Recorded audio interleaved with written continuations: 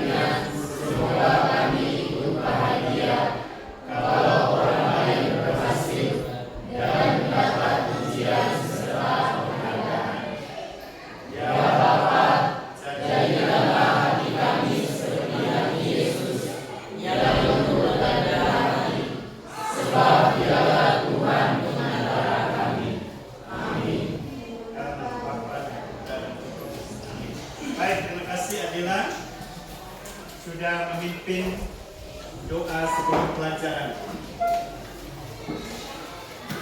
Baik, adik-adik semua, kita akan melanjutkan pelajaran kita di bab yang kedua, manusia sebagai makhluk otonom.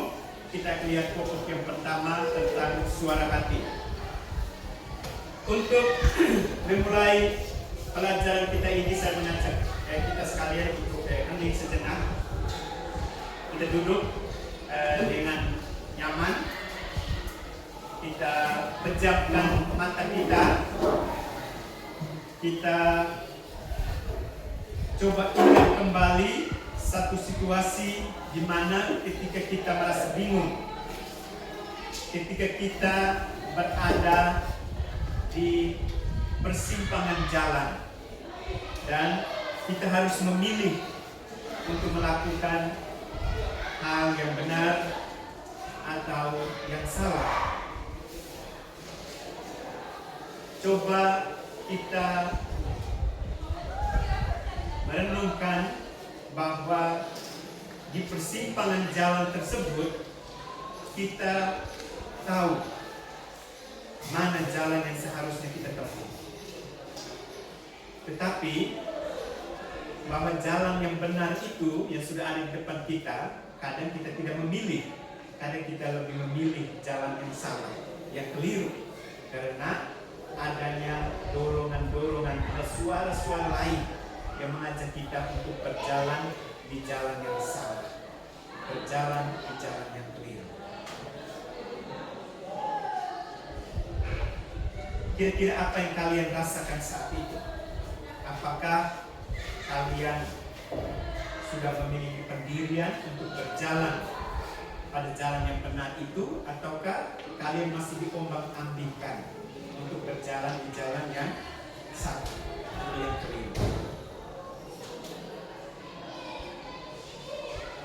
Baik, kembali seperti semula, saya sebelum kita mulai pelajaran kita, sama bertanya lagi kepada adik-adik semua, kira-kira dari mana datangnya suara yang memberitahu kita, suara yang ada dalam diri kita yang memberitahu kita soal yang baik dan yang buruk, yang salah dan yang benar. Kira-kira dari mana? Siapa yang coba bisa menjawab? Silakan, Nona.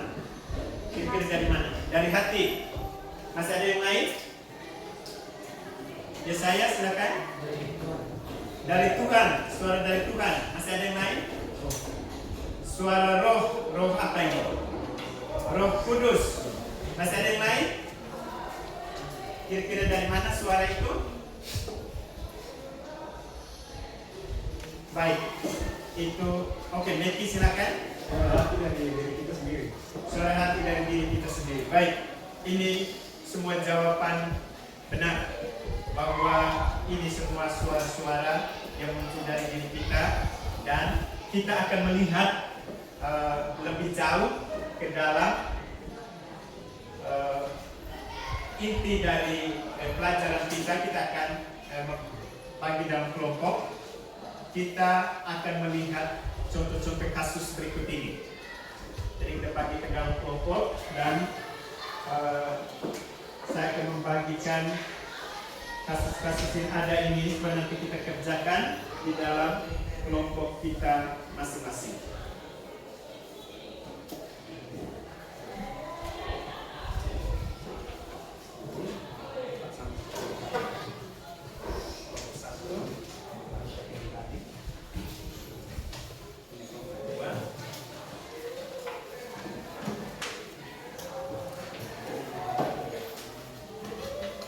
Jadi dalam kelompok silakan mengerjakan, membaca dulu kasusnya, lalu mengerjakan di lembar jawaban yang sudah disediakan.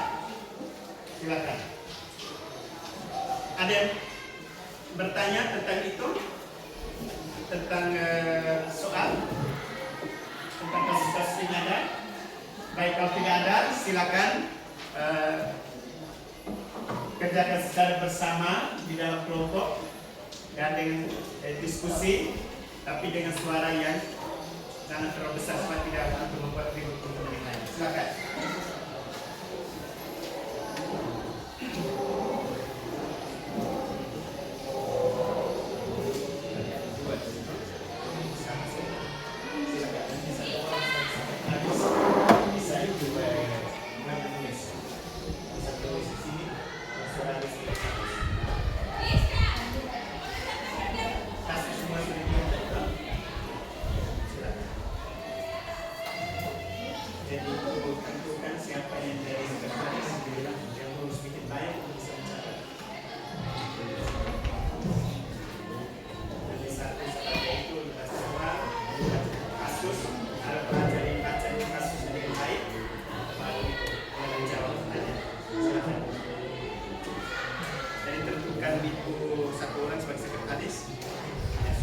Hurufnya sedikit baik supaya itu bisa mencatat dengan baiknya.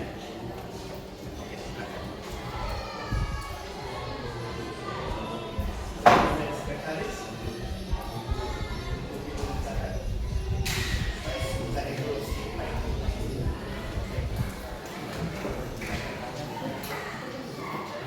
Nanti usahakan semua terlibatnya. Lihat baik-baik dari kasusnya. Ini tentang menyuntik kasusnya. Jadi kalian pasangan di dalam dua pilihan itu. Jadi ini kamu mau melapor kepada dua tidak, karena lihat teman ini. Karena ada satu teman lain yang dia harus belajar yang keras, lalu bisa mendapat kasus yang baik.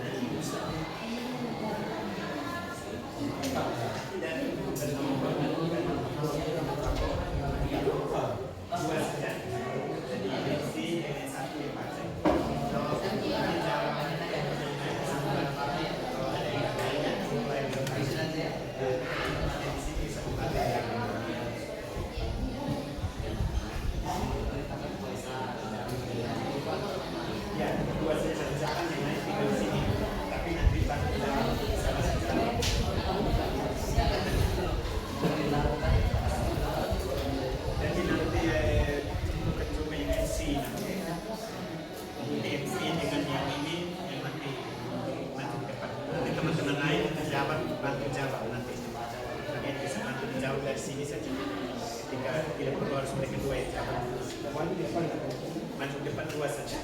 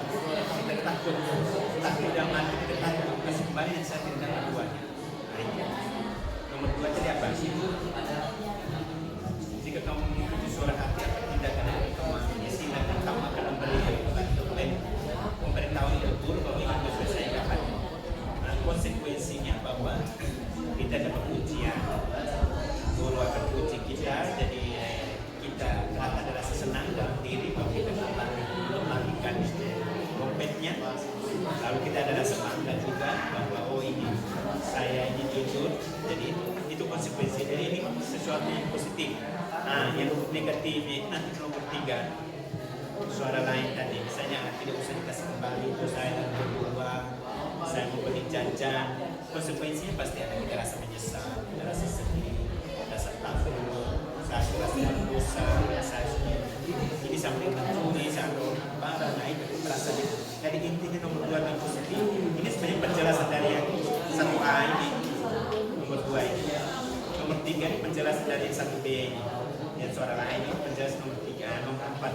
bersama bagaimana kesimpulannya.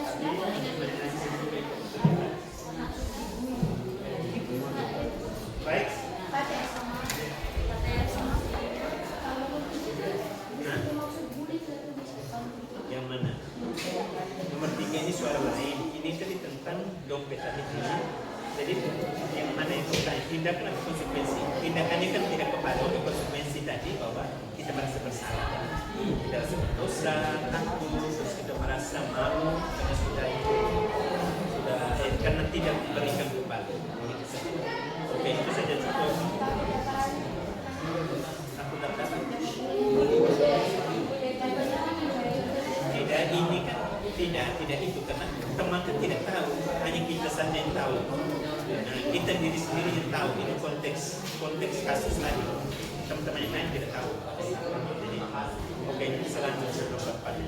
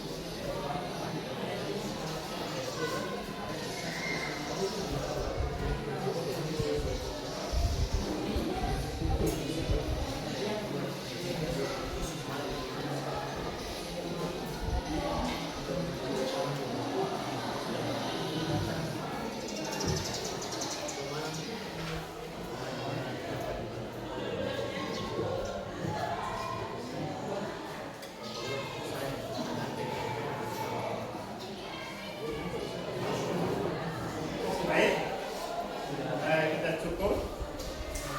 Kita bisa itu kita mulai dengan presentasi. Jadi kita mulai dari kelompok 4 ya. Kelompok 4 akan mempresentasikan hasil diskusi kelompok. Nanti baca dulu kasusnya, baru nanti baca soalnya ya, jawab pertanyaan. Oke, silakan saya persiapkan kelompok 4. Nanti satu jadi MC dan satu yang silakan. Kita tepuk tangan untuk kelompok 4.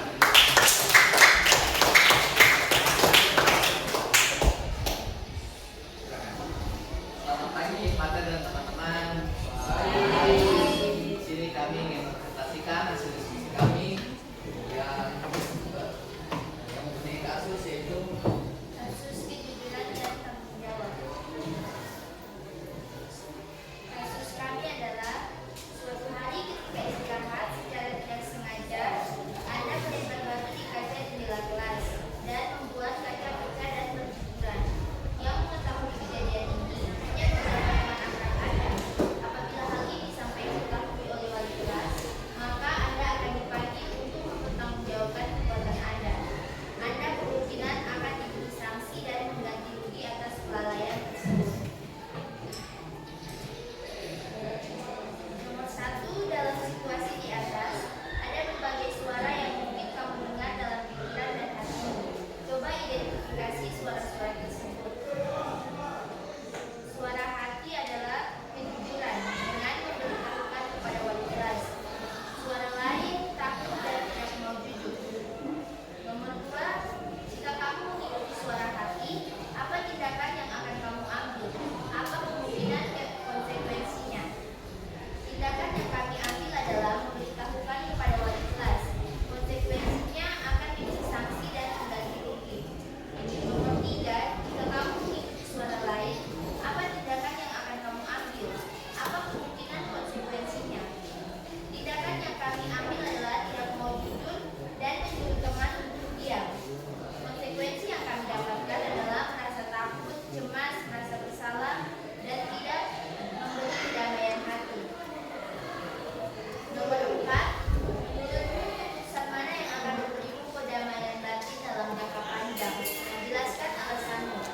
Keputusan yang kami ambil adalah jujur kepada wali kelas, walaupun akan mendapatkan sanksi dan mengganti rugi. Namun itu akan memberikan kedamaian batin daripada menutup kesalahan yang telah terjadi. Itu akan membuat hati cemas dan merasa bersalah. terima kasih. Apakah ada teman-teman yang ingin memberikan pertanyaan kepada waktu kami sekarang?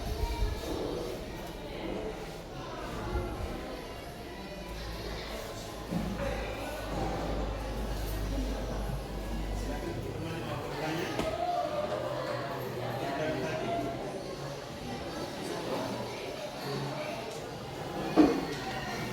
Atau ada yang kurang jelas?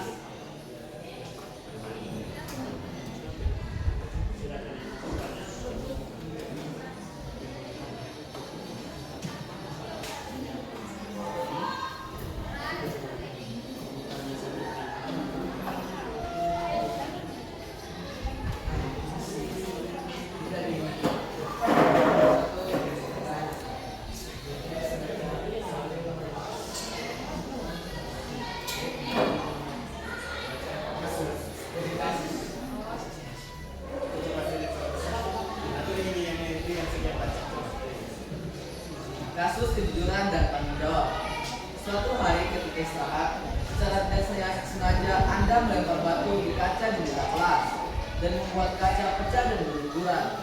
Yang mengetahui kejadian ini hanya beberapa teman akrab Anda. Apabila hal ini sampai diketahui oleh wali kelas, maka Anda akan dipanggil untuk mempertanggungjawabkan perbuatan Anda.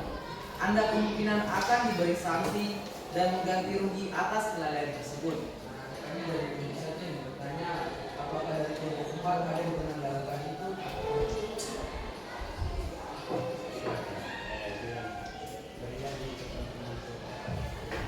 Teman-teman, apakah ada yang pernah melakukannya? Apakah Saya menjawab, dari kelompok kami tidak ada yang pernah melakukan hal seperti itu.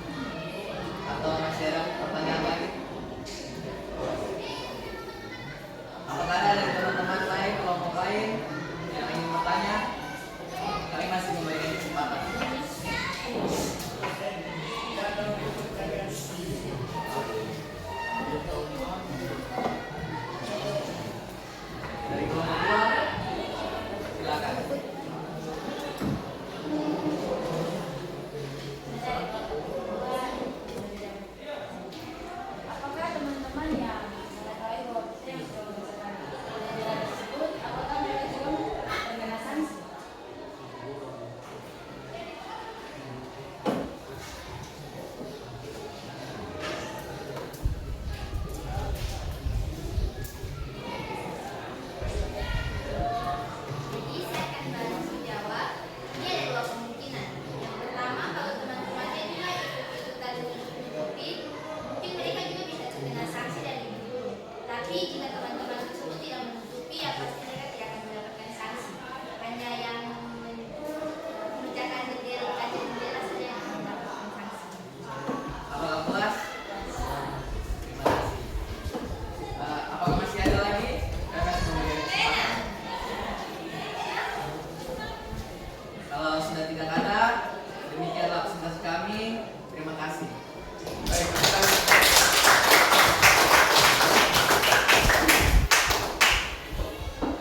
yang berikut kelompok 3.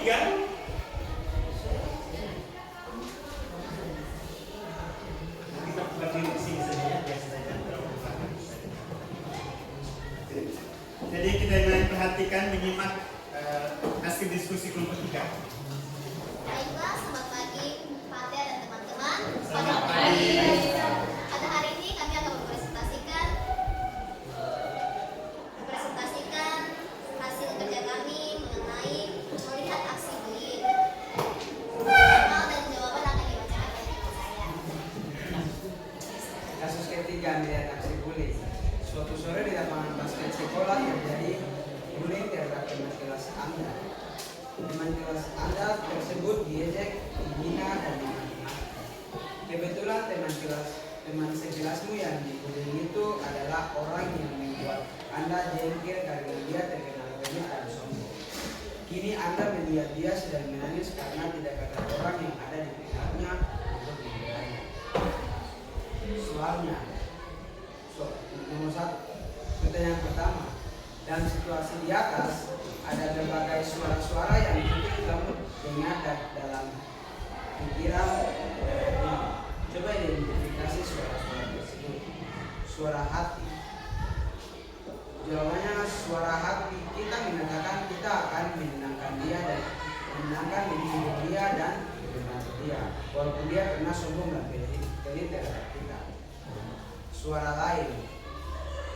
Kita merasa takut dibenci orang, rasa dendam, solidaritas, dan rasa kasihan. Pertanyaan nomor 2. Jika kamu mengikuti suara hati, apa tindakan yang akan kamu ambil? Dan apa kemungkinan konsekuensinya? Tindakannya menyenangkan, menghibur, dan membantunya. Konsekuensi yang akan dapatkan disenangi oleh teman-teman lain, menumbuhkan pertemanan yang sehat, memberikan perubahan yang baik bagi dia. Pertanyaan nomor 3. Jika kamu mengikuti suara lain, apa tindakan yang akan kamu ambil? Kenapa kemungkinan konsekuensinya? Tindakan membiarkannya dibully. Konsekuensinya merasa bersalah, memberikan dampak negatif bagi fisik dan mental. Pertanyaan nomor 4. Menurutmu keputusan mana yang akan memberimu kedamaian batin dalam jangka panjang? Dan jelaskan alasannya. Menurut kami kelompok 3 suara hati, karena tidak akan menimbulkan rasa bersalah bagi kami dan dapat membangun relasi yang baik dengan sesama. Sekian jawaban kami. Baik, apakah ada pertanyaan, sanggahan, atau kritik? Dipersilakan.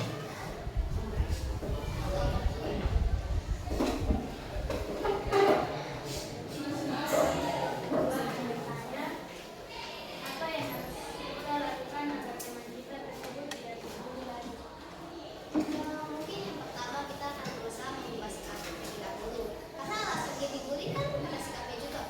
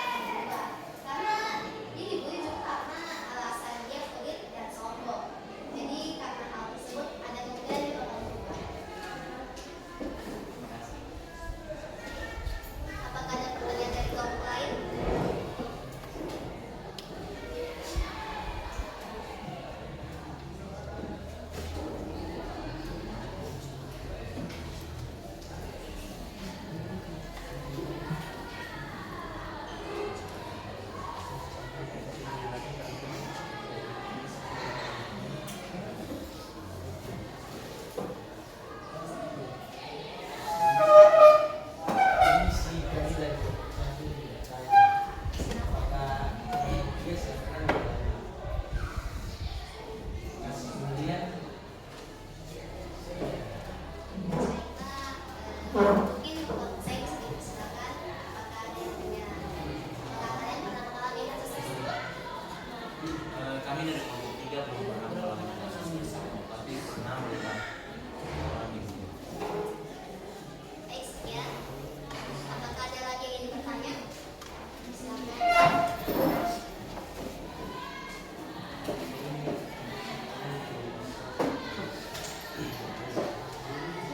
Jika anak tersebut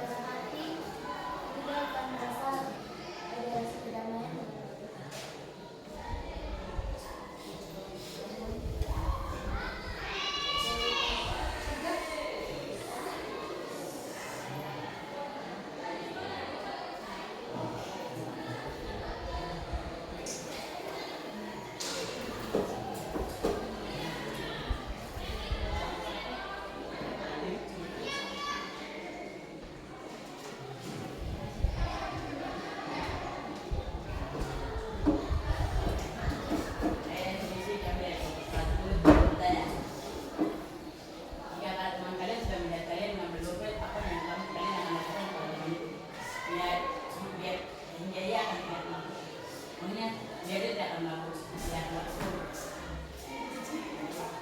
Maksudnya misalnya kalau macam orang dompet waktu kemarin lihat itu apa yang kau lakukan supaya dia jangan berbuat. Ya, katanya itu mau kembalikan. Kembalikan dengan baik. Jadi orang itu misalnya ini apa yang kalian mengambil dompet itu dengan kalian ada yang melihatnya apa yang kalian lakukan ada teman kalian yang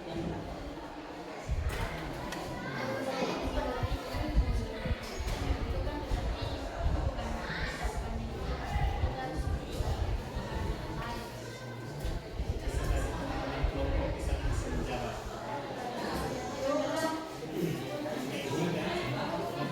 misalnya gini jika kalian mengambil dompet ada teman kalian yang melihatnya dan kalian semua kalau kalian itu mengetahui jadi bagaimana tidak teman kalian lakukan itu.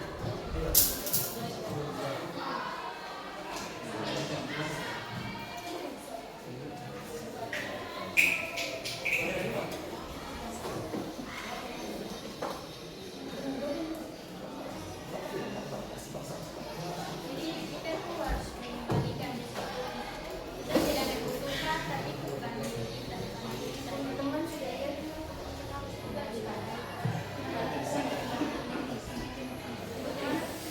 Sabar kan kau bilang kan kenal dia, tapi dari keinginan sudah kita kan kita ingin mengembalikan. Dan juga selaku dan kita sudah mengembalikan dompet itu.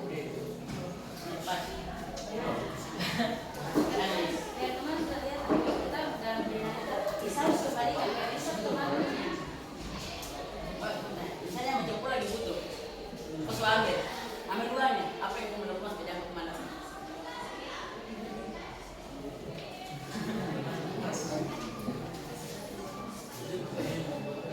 Mungkin dari yang lain Bisa diulang?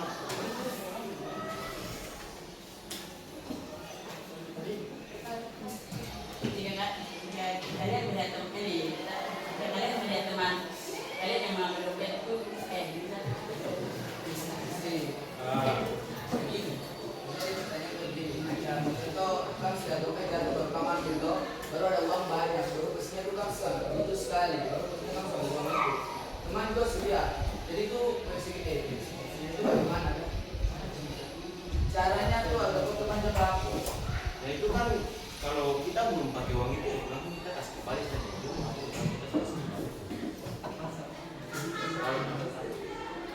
oh sudah pas, makasih.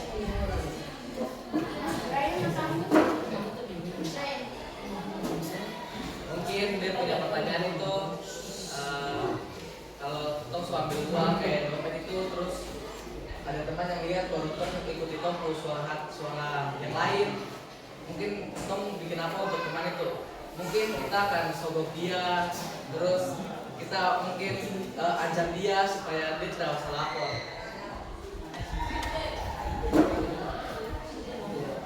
Pas, makasih.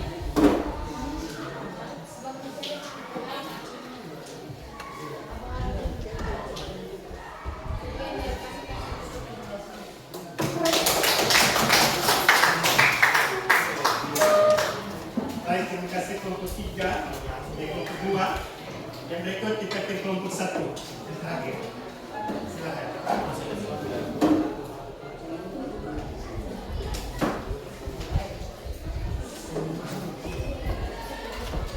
Selamat siang teman-teman dan siang Fatir. Kami dari kelompok 1 ingin mempresentasikan hasil kerja kami tentang kasus Monte dan akan bacakan kepada teman saya. Saya akan bacakan kasus Nyontek. Siswa kelas 10-2 sedang mengikuti ujian matematika yang sangat penting. Ibu Noviani terkenal sangat teliti dan dinilai ujian ini akan sangat mempengaruhi rapor. Saat ujian berlangsung, kamu melihat sahabat baikmu membuka catatan kecil di bawah meja. Di sisi lain, kamu juga melihat temanmu yang lain yang kamu tahu sudah belajar sangat keras, terlihat sangat kesulitan dan cemas dalam menyelesaikan soal ujian. Setelah ujian selesai, sahabatmu menghampirimu dan berkata, "Jangan bilang siapa-siapa ya soal tadi, kamu kan sahabatku."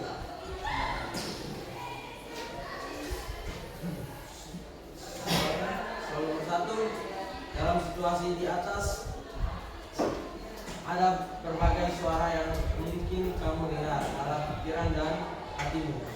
Coba identifikasi suara tersebut. Suara hati ingin melapornya kepada guru. Suara lain, tapi dia adalah sahabat saya.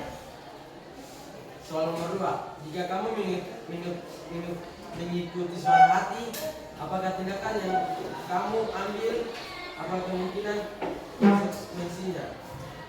Tindakan melapornya kepada guru, konsekuensinya kita akan merasa senang karena ia tidak akan menyontek lagi dan kita mendapatkan pujian dari guru.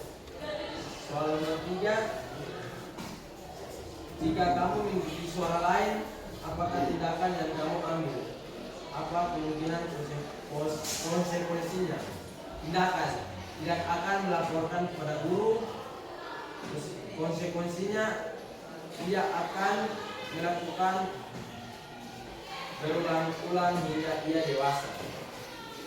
Kalau nomor 4, menurut keputusan mana yang akan memberimu kedamaian batin dalam jangka panjang? Jelaskan alasannya. Ingin melapornya karena ketika kita melapornya dia akan berubah, dia tidak akan melakukan lagi. Jika kita tidak melapornya, ia akan membawa sifat konteknya hingga dewasa. Sekian. Ada yang bisa disebutkan itu? Silakan bertanya. Baik, terima kasih atas kesempatan saya dari kelompok 3 yang bertanya. Ini kan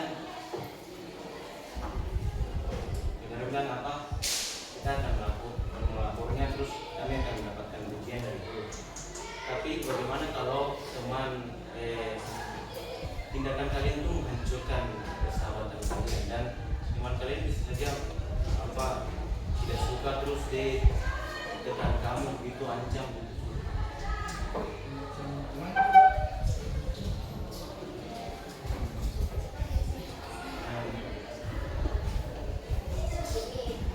Bagaimana kalau biasanya teman kita itu malah pas lapor itu malah nggak suka, malah marah-marah, nggak gara-gara kenapa kok lapor? Padahal sahabatnya sama itu sih biasa kok. Kalau bisa memahami.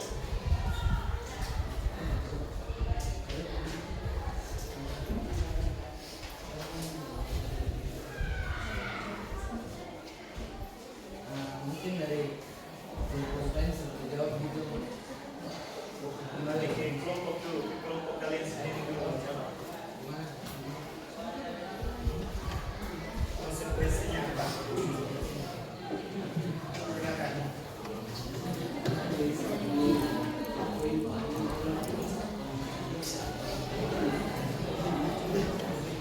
Silakan berdiri jawab.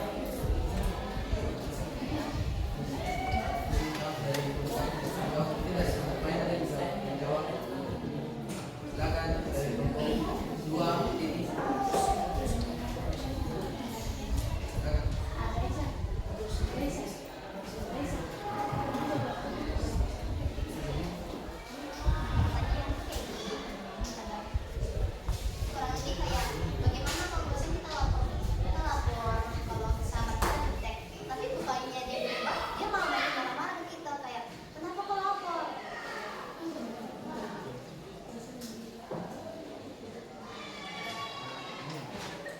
Juga kalau kita tidak menegurnya itu, kita kan bilang kalau kita lapor berarti dia akan marah-marah kita toh.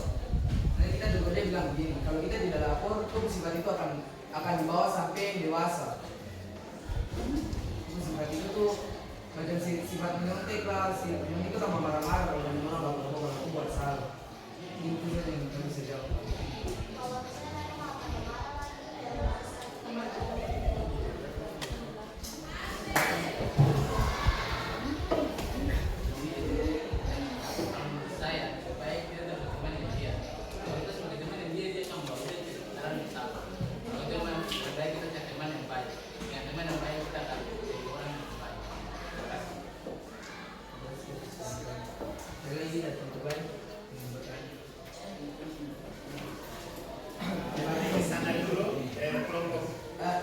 bertiga, tanggapi dulu jawaban tadi. Apakah jawabannya dari dibantu dari teman bisa puas gitu? Puasnya tidak jawaban dari Mas Paul.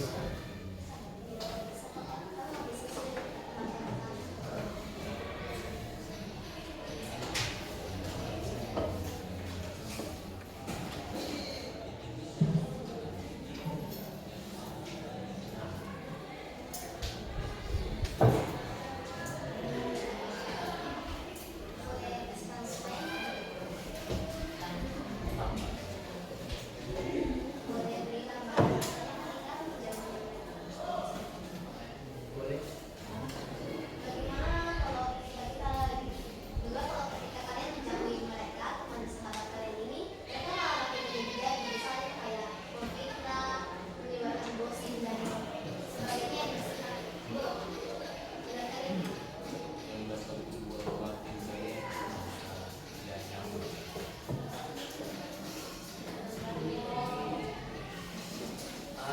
Mungkin ya kalau memang kita mau memang dari suara hatinya kan sendiri, dan lebih baik difitnah begitu daripada merasa berdosa bersalah begitu. Contohnya kamu punya mental sudah kuat, dia fitnah kamu terus Mungkin kita lapor ke guru supaya bisa dibantu.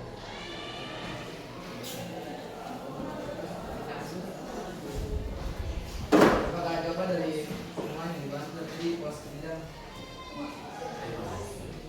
Ada lagi dari kelompok lain misalnya. Silakan dari kelompok 4.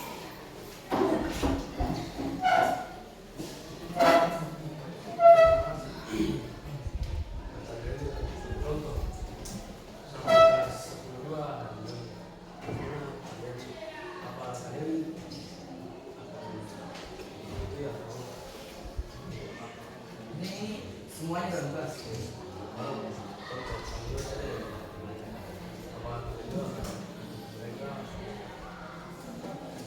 Nah itu kembali ke suara hati lagi. Kalau macam itu yang kasih tahu, berarti kamu kasih lapor ke guru. Bahwa teman-teman semua ini nyontek. Kalau macam itu tidak kasih tahu begitu toh, itu tidak kasih tahu berarti mungkin itu dalam kelas ini tuh bisa dibilang kelas yang disebut yang kelas nyontek. Dalam itu tuh pasti pelajaran apapun pasti dia akan nyontek. Kalau kita tidak kasih tahu dalam pelajaran ini, mungkin bisa. bisa ingin menanggapi. Silakan. Ya begini, kalau macam kamu lapor ke guru terus tidak ada bukti,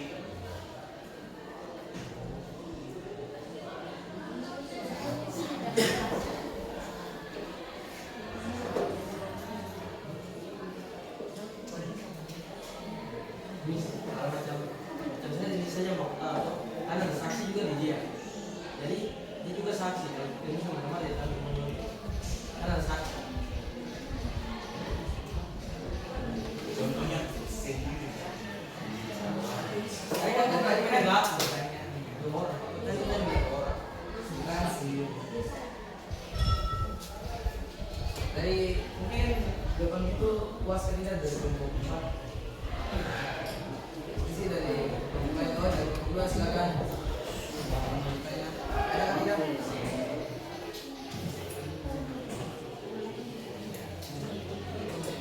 Ada kan tidak?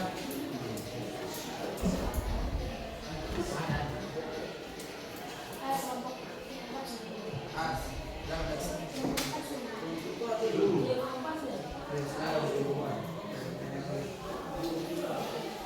tadi kasusnya kan dalam pelajaran matematika, udah pasti soal-soalnya itu kan susah toh. Nah misalnya aku punya sahabat yang nyontek ini nyontek dekat Ko juga lagi kesusahan sekali nih. Jadi aku minta bantu Ko ke temannya karena nyontek. Jadi kalau Ko minta bantu begitu, Ko juga tetap mau lakukan dia di Pak Guru atau Ibu Guru gitu. Kalau dia memberikan jawaban baru kita mengikuti jawaban yang dia gitu, otomatisnya mungkin kita tidak akan melapor karena kan kita sama-sama ini Pak. Ini nggak bisa lagi sih. Jadi aku tidak mau punya suara hati lagi. Ini sih bisa dibilang begitu. Bisa dibilang apa? Kita kan sama ini. Mungkin bisa dibilang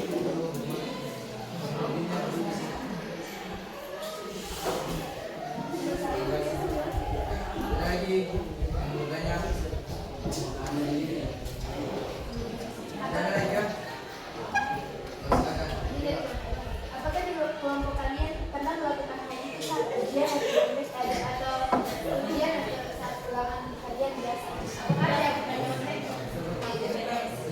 Menyelesaikan soal ujian. Iya. Kalau mungkin di ujian dari saya dan teman-teman saya mungkin tidak ada. Ujian.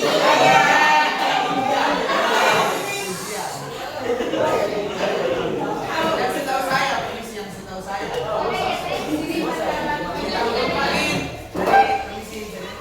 Dari teman-teman saya ada yang bisa itu. Baik, bisa. Kalau saya lihat dari teman-teman saya belum aktualisasi itu sudah. Teman-teman, ulang dulu ya pengalaman. Saya tahu. Mungkin bisa diterima jawabannya atau kalau untuk saya sendiri kalau waktu pas ujian matematika begini menurut saya sih tidak. Kalau macam ujian hari ini kadang ada nyontek juga. Tapi tidak di pelajaran matematika. Ya mungkin ada lagi yang mau bertanya atau jawabannya bagaimana? Mungkin ada yang bertanya lagi atau sudah cukup? Mungkin itu saja presentasi dari kelompok 4. Kurang lebihnya minta maaf kalau salah kata. Kelompok 1 minta maaf.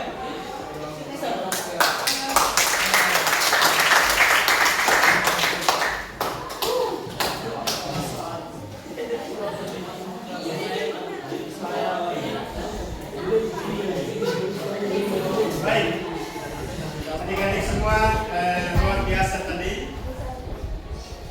Dari sekian kasus kalian coba berdiskusi dan saya menangkap beberapa poin yang menurut saya ini penting. Tapi sebelumnya ini kita tepuk tangan dulu untuk empat kelompok ini yang sudah mempresentasikan hasil diskusi. Jadi ada 4 kasus tadi. Kita semua lihat semua. Pertama dari soal kasus menyontek, kedua tadi soal kasus itu dompet yang memilih dompet teman, kelompok 3 tadi kasus bullying, dan kelompok 4 tadi kasus kaca jendela. Jadi ini semua kasus-kasus ini diambil dari realita yang terjadi dalam kehidupan seorang remaja yang kurang lebih mungkin ada teman-teman yang sudah melaluinya, tidak ada yang belum ke depan.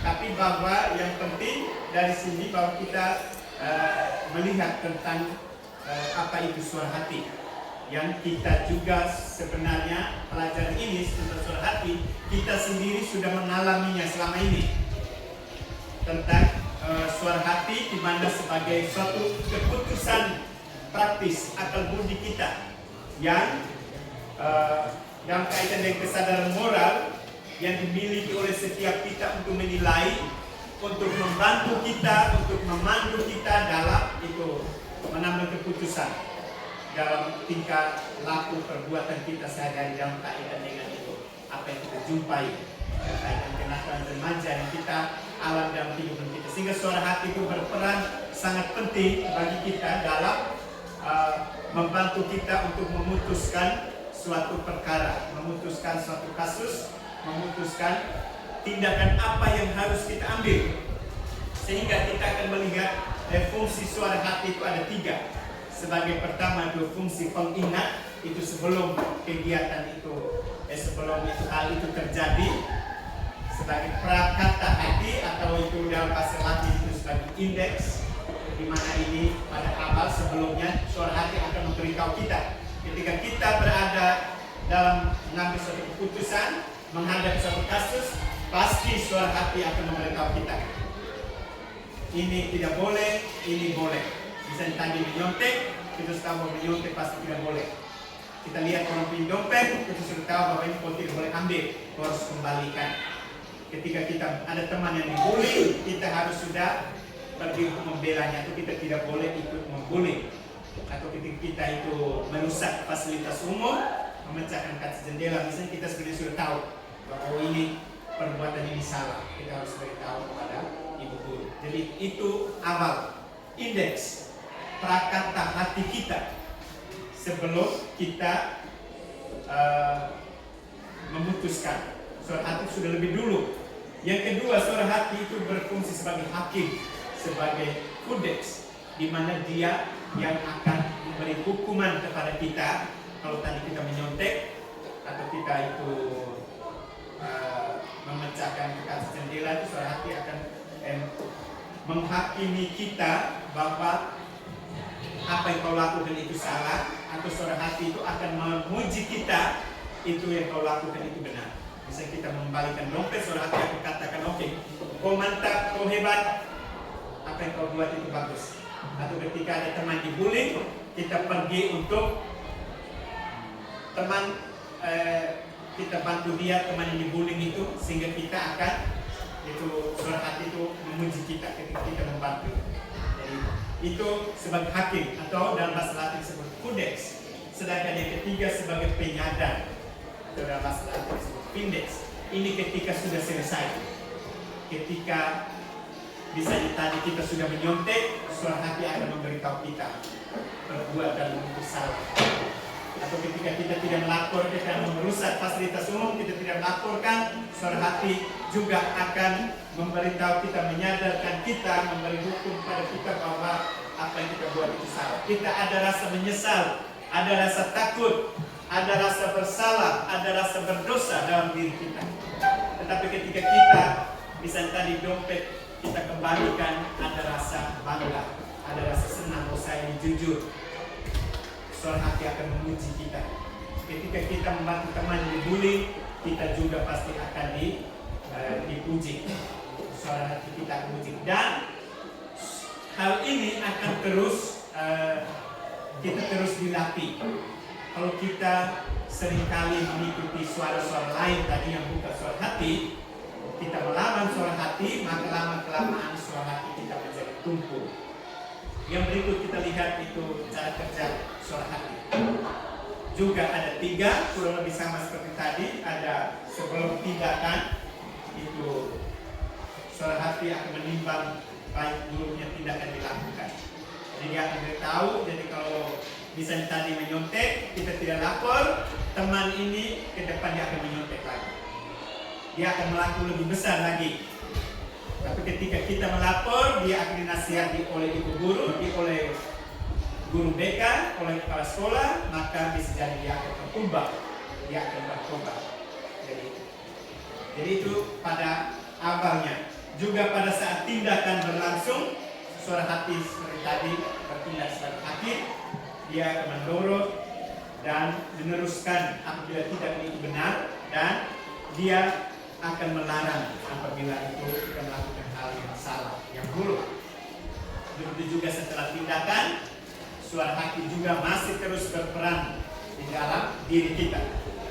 Kalau dia akan memberikan pujian ketika kita itu melakukan hal yang baik, dan dia akan kita akan rasa menyesal, kita rasa gelisah, rasa bersalah, rasa berdosa kalau kita melakukan atau mengikuti suara-suara lain tadi.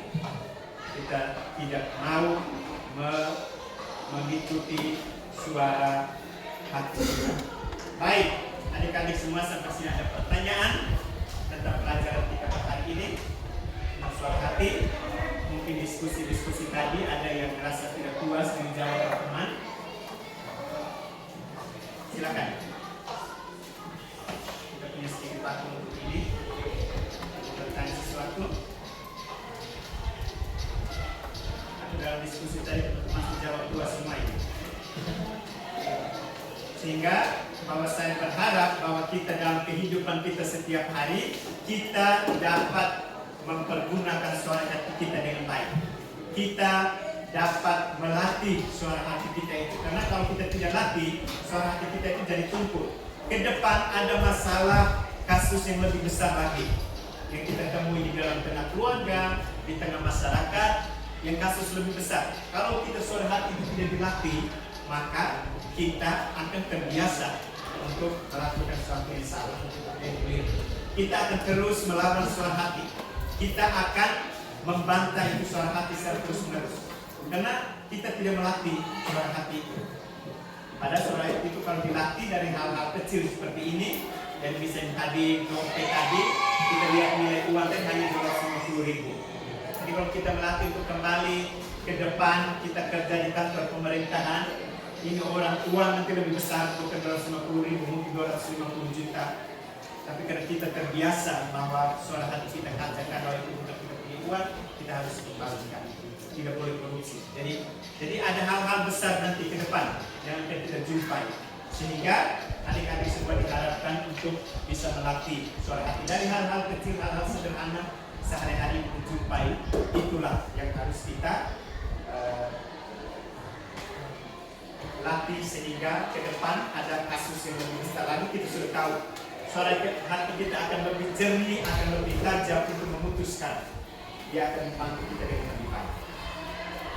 Baik, yang berikut sebagai kegiatan untuk penutup, dan ini nanti ada kita sekalian untuk dengar kutipan tentang harga kejujuran. Saya minta salah satu teman untuk membaca. Ini mari saya katakan. Jadi mari kita simak kisah berikut.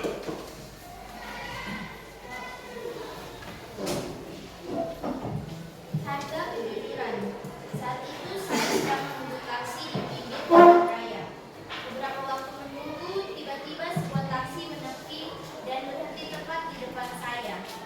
Seorang penumpangnya, perempuan muda, keluar dan menghampiri saya untuk menanyakan tentang sebuah jalan di Jakarta Timur. Karena bukan warga setempat dan tidak hafal nama-nama jalan, dengan didahului permintaan maaf, saya mengatakan tidak tahu. Bukannya terima kasih, perempuan itu justru tidak mau menerima ketidaktahuan saya. Gak tahu jalan, berdiri di sini, katanya sambil meludah di depan saya. Kejadian lain di dalam sebuah taksi. Sang pengemudi minta tolong saya untuk menjawab HP yang baru saja berbunyi. HP tersebut milik penumpang yang tertinggal. Ketika saya menghubungi nomor yang baru saja miss call ke HP tersebut, orang yang menjawab panggilan tersebut langsung memaki-maki dengan kata-kata kasar, serta menuduh saya telah mencuri HP miliknya. Kata kunci dari dua kejadian tadi adalah kejujuran. Kisah pertama berkata jujur dan kisah kedua berbuat jujur. Meski tampaknya berbeda, hasilnya sama, yaitu maki-makian dengan kata-kata kasar, kemarahan dan kehinaan, bahkan tuduhan sebagai pembunuh. Apapun resikonya, kejujuran harus kita junjung tinggi dan harus praktikkan dalam hidup sehari-hari. Sebab kejujuran merupakan salah satu refleksi dari rasa takut kita akan Tuhan. Selain itu, kejujuran juga merupakan salah satu bentuk kesaksian kita sebagai manusia terpilih yang harus mengabarkan berita kesukaan kepada lingkungan di sekitar kita. Untuk itu, jika ya, hendaklah kita berani berkata ya. Jika tidak, hendaklah kita juga berani berkata tidak. Baik, terima kasih Ami. Baik, adik-adik semua, bahwa suara hati, dalam hati kita ini tempat di mana Allah juga bersemayam. Allah membisikkan apa yang boleh kita lakukan dan apa yang tidak boleh kita lakukan. Sehingga kita menaati suara hati, kita mendengar dan melaksanakan suara hati sama dengan kita mendengar dan melaksanakan suara Tuhan sendiri. Jadi ketaatan kepada suara hati ini sama dengan kita taat kepada Allah, taat kepada Tuhan sendiri. Jadi banyak orang tahu bahwa berbohong atau menipu, mencuri itu salah, tapi banyak orang yang melakukannya. Sehingga kalau kebiasaan ini tidak dikikis, tidak dikurangi, tidak dihilangkan, maka ke depan pasti akan ada kebohongan yang lebih besar yang kita buat. Pasti ada ketidakjujuran yang lebih besar lagi yang akan kita lakukan. Pasti dari bohong yang kecil, jadi ada bohong yang besar. Tidak jujur hal-hal kecil, ada hal-hal besar yang juga pasti kita tidak jujur. Baik. Jadi di akhir pelajaran saya minta kalian membuat setiap kelompok buat moto pribadi tentang kejujuran dan ketaatan kepada suara hati. Misalnya prestasi yes, jujur harus. Itu seperti itu.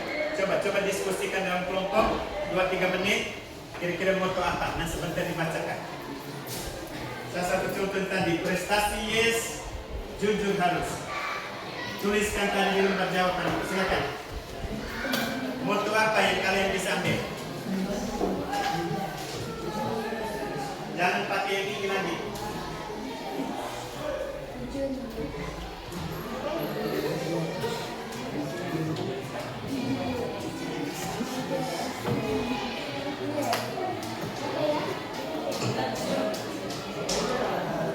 Silakan. Singkat saja, secara spontan, tidak usah pikiran lebih ribet. Moto atau slogan.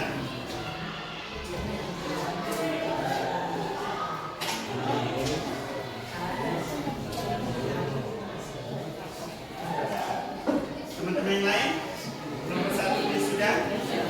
Jadi tidak perlu masing-masing, tapi satu kelompok, satu itu.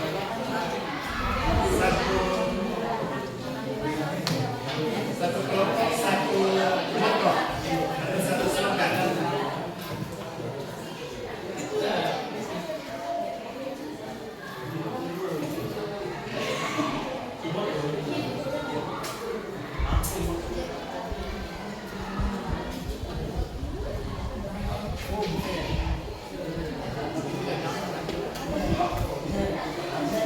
Jadi tema intinya itu kejujuran dan ketaatan dari suara hati dan ya itu di dalam mobil.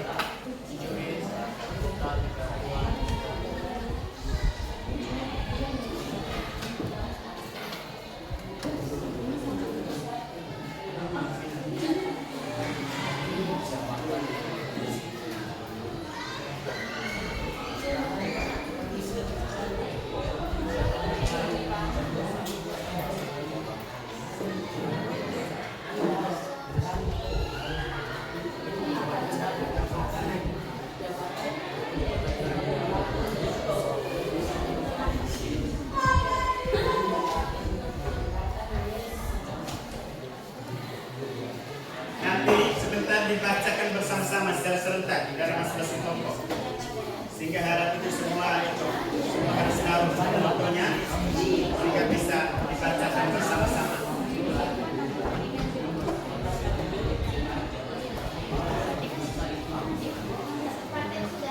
Jadi jangan terlalu panjang supaya itu singkat seperti tadi tuh. Oke, kelompok 2 sudah. Satu, dua sudah. 3, 4 silakan. Kelompok 4 sudah. Nomor 3.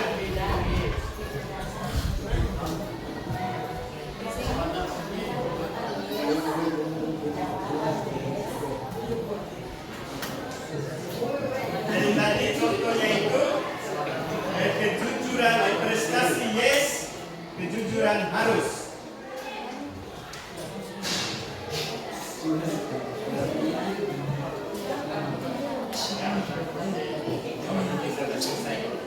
Baik, kelompok 3 sudah?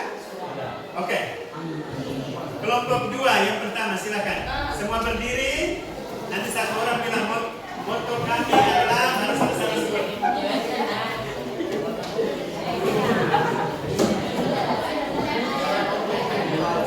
Silakan kelompok 2.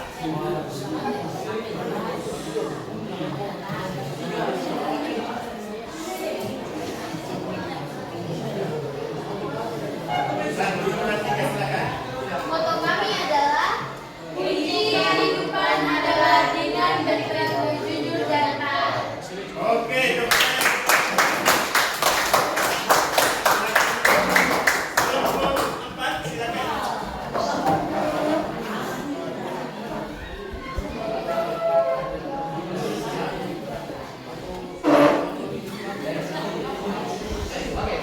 Silakan. Moto kami adalah jujur itu berat, namun merasa berdosa itu lebih berat dari semuanya. Kelompok 1 silakan.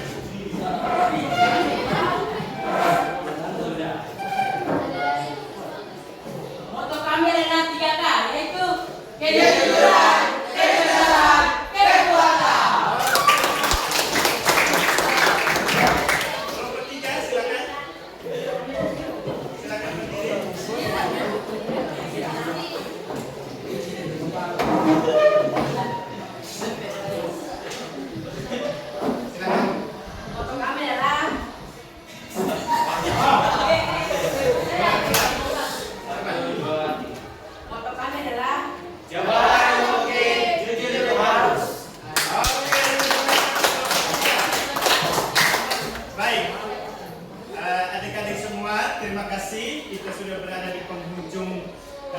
pertemuan kita pada hari ini.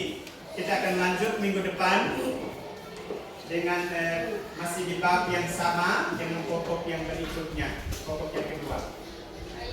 Jadi untuk mengakhiri pertemuan kita kali ini, mari kita semua berdiri, kita